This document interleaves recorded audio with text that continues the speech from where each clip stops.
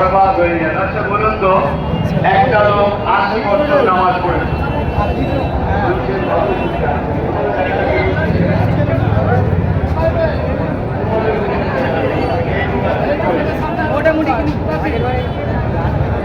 শুনছেন?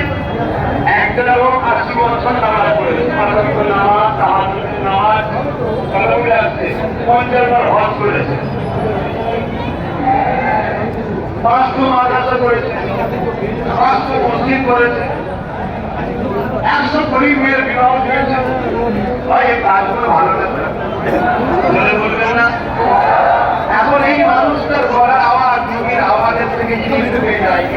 কোরআনের ফয়সালা যাচ্ছে, সব বরবাদ। কথা বুঝে আসছে?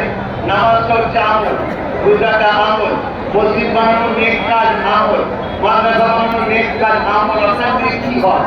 গরিব মেয়েদের বেকাররা নেক কাজ আমল, নেকি হয়। কিন্তু একবার যদি হুজুরের গলার আওয়াজের থেকে তার আওয়াজ বেশি হয়, কি হবে? হুজুর চিনতে পারছেন? হুজুর চেনেন? আর না হয় সে একটাই দেড়টাই শীতের সময় তাহাজ্জুদ